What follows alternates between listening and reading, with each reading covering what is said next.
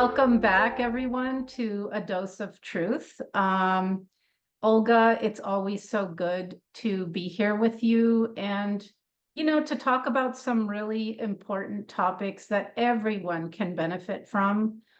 So I will pass it on to you to see what we want to talk about today. Thank you so much, Max. Likewise, and today I would say we will talk about trauma, but we will talk about it not in the individual context, obviously, but also as a collective.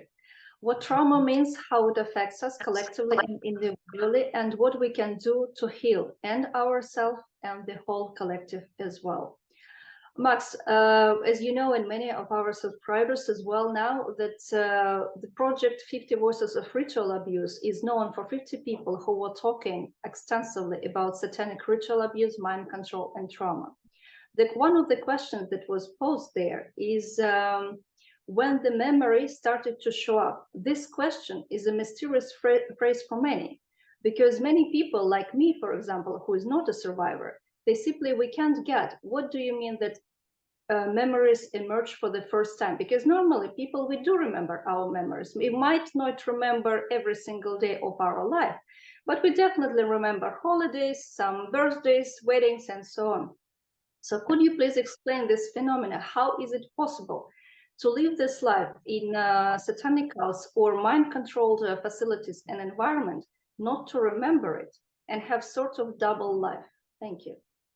Yeah, that's a big question. So there's many components to that. So maybe I'll start with, the brain.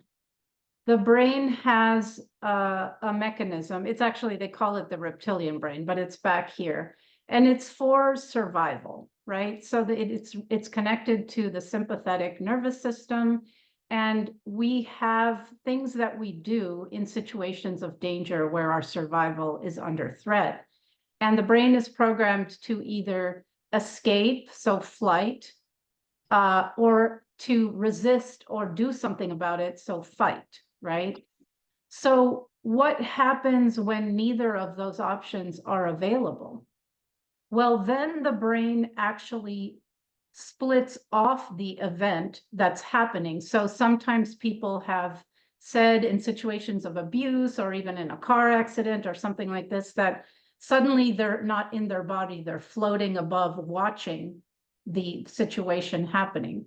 Well, that's another mechanism for coping, for survival. There's no ability to do anything about it, so you have to leave your consciousness. So for example, in an accident or in a one-time trauma, even it happens there. But what happens when a person is what Judith Herman calls in captivity, which I like that word, in captivity, meaning they have this is going to happen again and again and again and again. So any abused child in any family, anyone being trafficked, anyone growing up in satanic ritual abuse families, prisoners, any kind of situation where not only is the trauma overwhelming to your system, but it's going to happen again and again and again and again.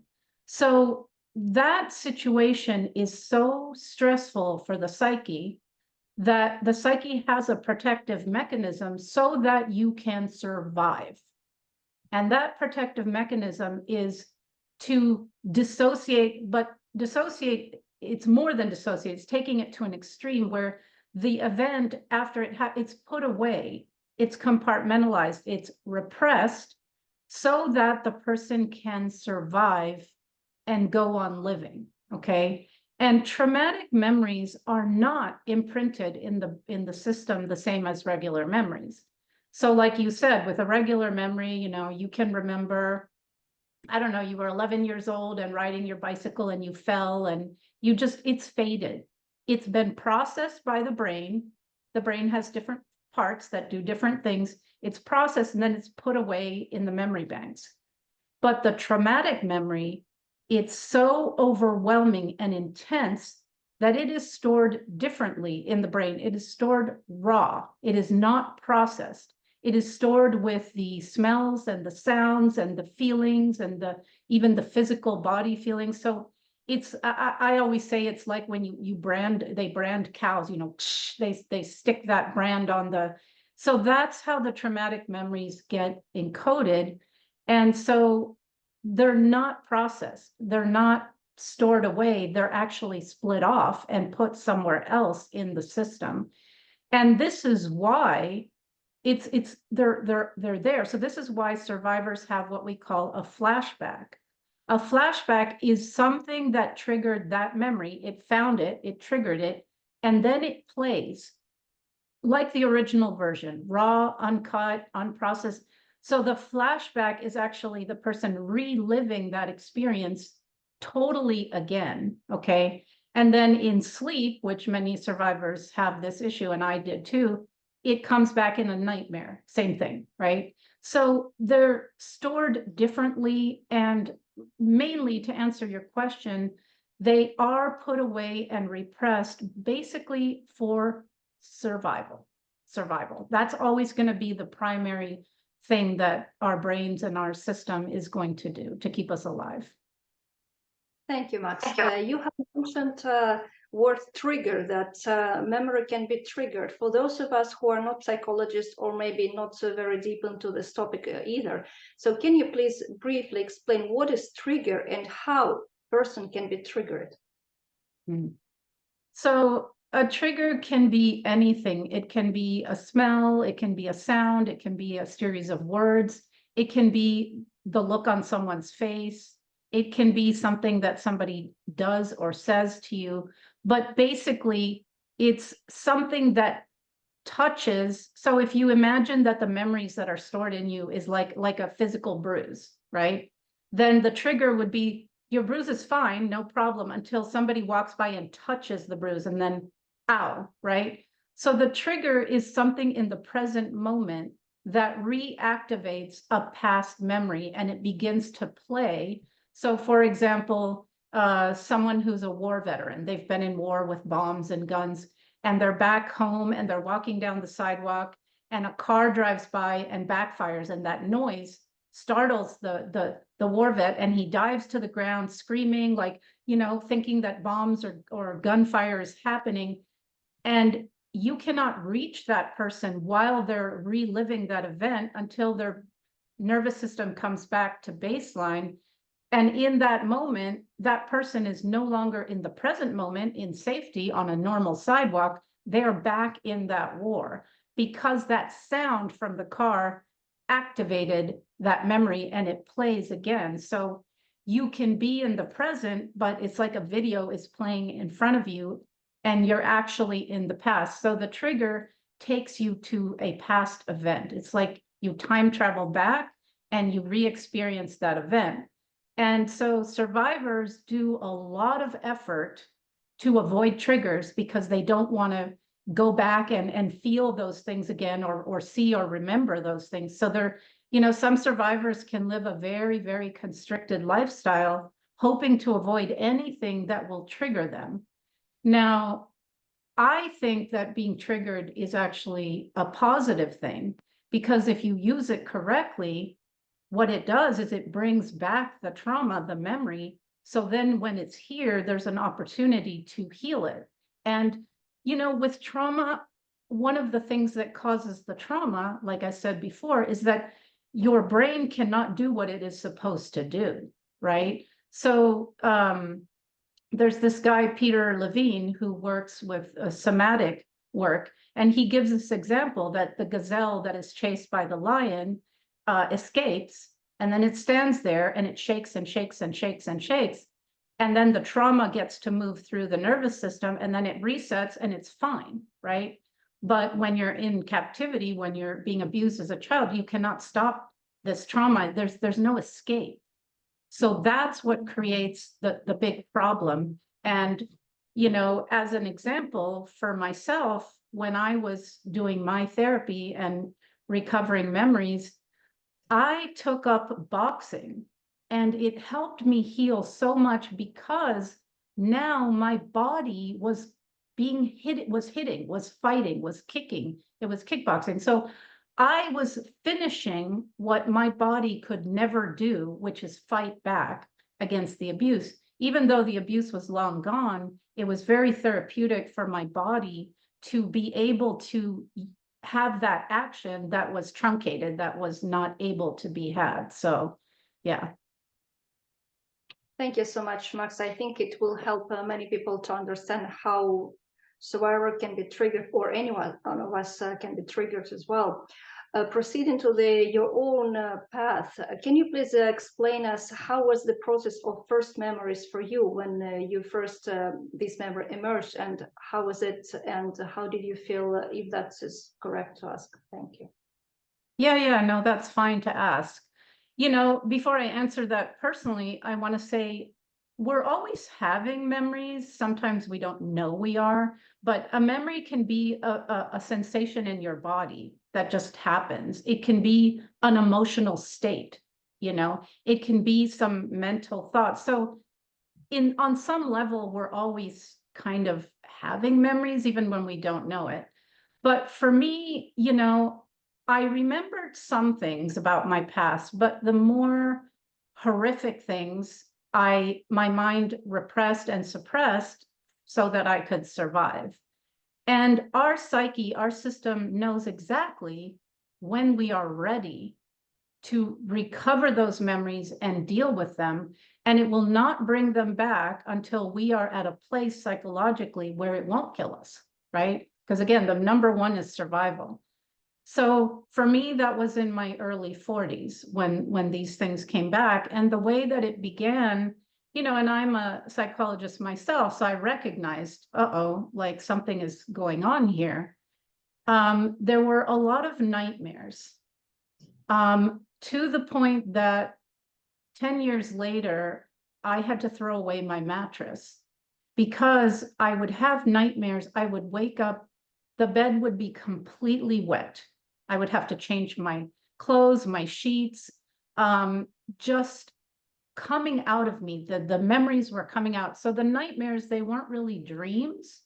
They were actually memories coming in the middle of the night. And so terrifying that I would wake up and I would be screaming, I would be sweating.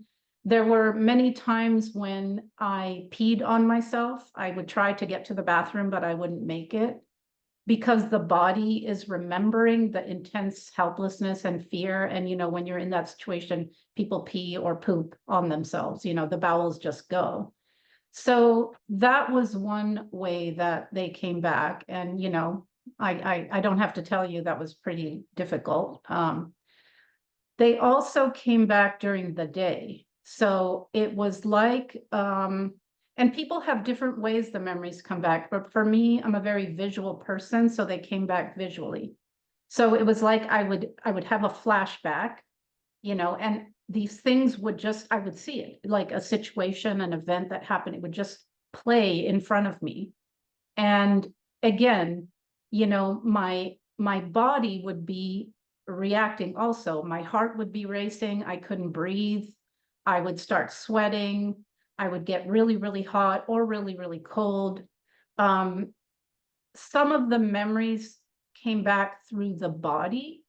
So I would have like excruciating pain, or like my legs wouldn't work, or I couldn't see for like a few minutes, or, you know, different physical things that would, so the memories can come back through the body.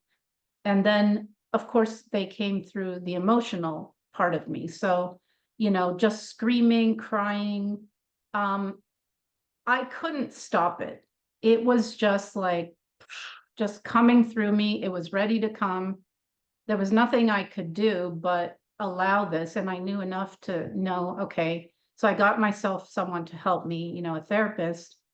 And everyone is different. Some people do a little piece and then a little piece. And whatever my style is just like, do it all at once, like a volcano, you know, like a like a tornado. So I ended up having someone who helped me, who thankfully she when you work with survivors at this level, you can't be too traditional in your therapeutic approach. So I often would speak to her every day because it was just coming every day.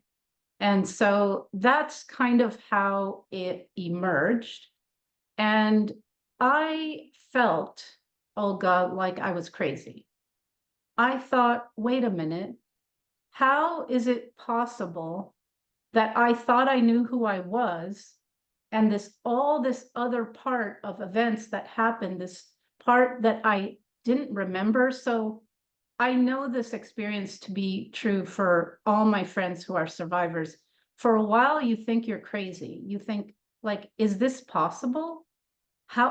Why am I remembering these things? Why did I not remember it in the past?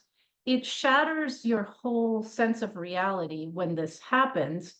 And so it's also a process for the individual who's going through the memory recovery to even believe yourself, to even think like, oh my God, like it's very confusing, and it's very, very difficult process to go through. So yeah, so I don't know, I'll stop there and see if you have any questions based on that.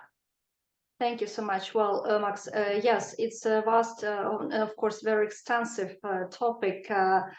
In our short episodes, we just would like to give an overview, because it's important so people do have an understanding how it works. So when they hear that my memory emerged, they have an idea at least how it is. Because as I said, as I mentioned before, sometimes it's just the question itself has no sense for many, myself including, many years ago when I first started to work in this field. So again, huge gratitude for your openness and your personal experience. So basically, to sum up a little bit the answer of these questions, you were living 40 years of your life without realizing the satanic ritual abuse part of yourself. Is that correct? That's correct. And what I want to also add is, so when I recovered all these memories, I didn't have any context for it. I had never heard of satanic ritual abuse. I didn't know that there were other survivors. I didn't know anything about it. Later, I found out, and I thought, oh my God, I'm not the only one. I'm not crazy. Like, and with the playbook that they use to torture survivors, they do the same things to everyone. So that later was very validating to understand what this is. And then I understood, oh gosh, this is what it gave me a name for it. It gave me a context for it. But the way it came back for me is, first all that came back, then I learned what it was, which I'm actually grateful for, because it gives me a much more grounded sense of like, okay, you know, there's no way that I that I dreamt this up. There it was, and later, you know, found a lot of validation for the things that I'd gone through. Thank you so much. Max, if it's correct to answer, what was your first memory, very first one? The first one was came through a nightmare, and in the nightmare, I was walking in a dark grocery store, and you know how they have the vegetables in the different bins, and you know, but instead it was animals in various stages of horrific torture, like this, where you would have the cucumbers. There was like a cow that they had peeled its skin off and were dripping acid on it, and then there was a cat that was being eaten by piranhas, and all these like a horror show of animal torture. And then I woke up. Well, that was what my uncle had in the facility. He had a whole room with sections of different animals in different stages of torture that I was made to walk through that, because they knew that this was destroying me. Because I mean, I think it would destroy anyone, you know, just to see that level of torture and pain and screaming, you know, which animals do scream. So do you see, like the nightmare was literally bringing back a memory of something that I saw. So that was the first one. Thank you so much. I'm asking not out of sick curiosity, but we also have to provide the context, and we have to understand that the situation with satanic ritual abuse is not only horrific, but it's also, dryly speaking, it's just very serious. So thank you. Max, the next question I would say, which also I'm very interested in, what's the danger of suppressing the trauma? Because now, again, we're in the direction that, well, there is no need to think about bad things. Don't think about it. Just move on. Just let go. Just forget about it. Just look at the positive side and so on. Being a professional psychologist myself, I know that this is definitely not the right direction. So could you please explain, with all your experience and knowledge, what's the danger of suppressing the trauma individually and collectively? Well, first of all, you can't forget it. It's always there. It's in your subconscious. And the subconscious mind is much bigger and dominates our thinking and our emotions and our behavior much more than our conscious mind. So if you have something and you haven't dealt with it, traumas that you haven't healed, the danger is that you will constantly reenact the situation. So on one sort of extreme of that, as survivors, for example, they will put themselves in situations of danger, because if you're denying the things that happen to you, then it's like you cannot see what's in front of you. And so you will, walk in the street late at night or go to a party and get drunk with a bunch of men, or like not think clearly, like be in situations where then you get re-victimized, right? And say you're unhealed, you haven't recovered your memories, and then you become a mother and you have children, like say, for example, you will, if your children are being abused, you will not be able to see it because you cannot see your own abuse. So the mind will defend and not see, because it's not seeing what's already in there, right? So the danger is re-victimization, not being able to protect yourself, not being able to protect others. And then there's, I can say I experienced this inner torment, constant inner torment. I used to describe it like the little Pac-Man people, like something eating me on the inside constantly, constant anxiety, social anxiety, this inability to trust anyone, to want to be close to someone, but then too fearful. Just, so many things that inhibited my living an okay life, because I hadn't dealt with those memories. And once I did, it freed me to actually be who I am, because otherwise you're always defending against these things that might trigger you. So there's many ways that it's not a good thing, but basically you're living like with half yourself as dead, half yourself as unaware, and then you won't live at all your best life, So I think it's much better to confront it, as painful as that is, for a short period of time, rather than like limp along your whole life in denial. And then people use addictions to numb that pain. So you live a half life, you live a very, miserable life, and you don't know yourself. So, I mean, those are some of the things that I would say are a reason to, in fact, do the work and process those memories. But I also don't think anyone should go digging for them. You need to allow the psyche to bring it up when the psyche is ready. So I'm definitely an advocate for that. And, with this False Memory Syndrome Foundation, which the foundation itself is led by people who had done MK Ultra in the CIA and known admitted pedophiles, that foundation was created to deny the fact that this level of abuse and then satanic ritual abuse and MK Ultra exists.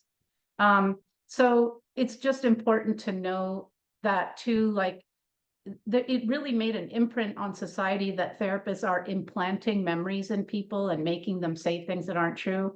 I mean, really, would you really want to say that these horrible, I mean, it's absolutely ridiculous, and it's a defense mechanism. So it is teaching the collective also to deny and repress. And to answer your question about the collective, we have had much collective trauma, wars, fascism, false flags like 9/11, and satanic rituals like COVID. And throughout history, the powers that be, the authorities, have abused humanity over and over and over again. So that creates a collective trauma, which is also repressed because it's too much. But as we can see today, the effect of repressing these collective traumatic events leads to a population that is asleep, apathetic, compliant, unable, like a child, unable to protect themselves, and thus open to re-victimization.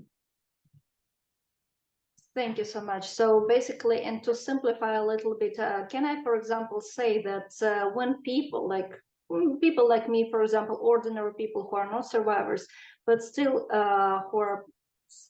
I want to really pay attention on this word, mind control, because everyone who has a television at their home and we're watching things called news, they are mind control, like it did or not, but it is a mind control, global mind control. So basically, if we don't work on ourselves, if we don't face our fears, if we just look at the positive side, which is being advised for us, that means we are giving away our power, responsibility for our life, and we are most receptive for external comments and external influence and external information which is being used to controlling us, because our energy is just simply not in the right direction. Our energy is not on the healing path, is not on healing ourselves. Is that correct? Yes, and when you're traumatized and it's unhealed, you are suggestible. Everything can be put right into the unconscious, which is the playbook, and that's another topic we can talk about, that that this is done deliberately to individuals such as myself, but also to the collective. But yeah, you become highly suggestible, and then they can insert they call it TV programming. I mean, they're telling you what it is, right? And then everything is programmed. So we grow up completely programmed. And again, that's another topic, but the brain waves of a child until they're age 7 are in a sort of hypnotic state and available to be programmed. So societally, the society programs everyone, you, me, doesn't matter if you haven't been through like some significant trauma, you're still getting programmed constantly.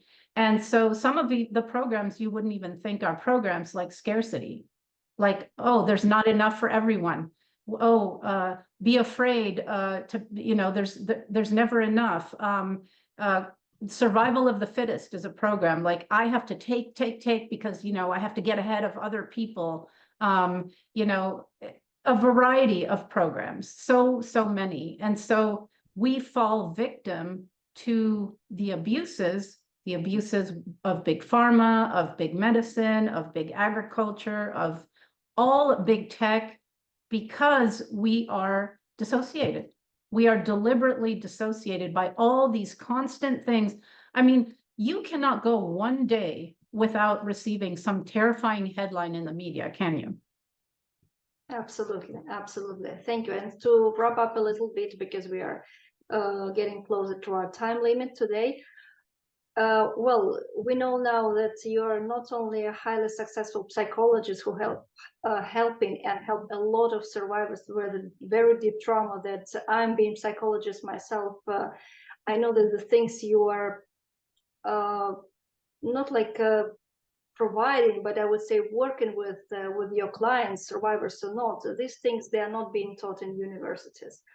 No. And no, and also many questions which I get due to my work is that how come that people like you who were living in these absolutely horrific circumstances for decades, for many years, how come that you are so grounded and so normal, so to speak? So I would like to propose you that you maybe a little bit explain your own healing path, that it takes time, it takes years, and how much dedication eventually one has to apply to reach that groundness, so to speak.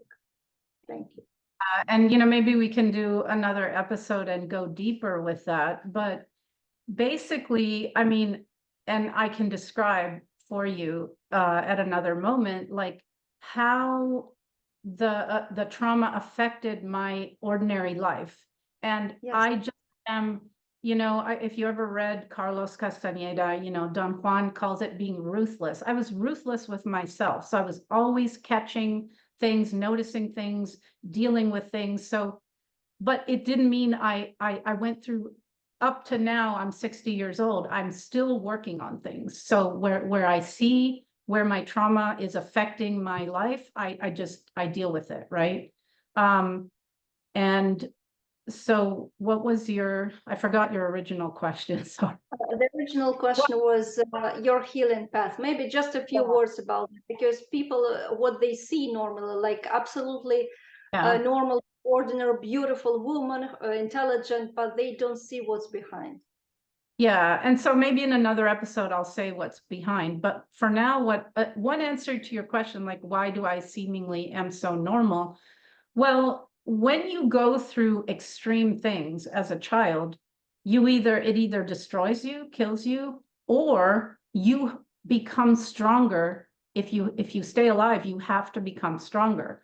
So I almost, in a way, have more strength, more resilience, because I was forced to develop those things to exist, to stay alive, right? So that's kind of the paradox, right, of the trauma that I went through. I mean, it was horrific, but it also made me have skills and qualities that are extra, because I simply had to rise to that occasion to survive. So that's kind of the short answer. Thank you so much, Max. And exactly, probably we will talk about it in our next episode. Thank you. Sounds good. Thank you, Olga. It was good to have this chat today. See you next time. Yes.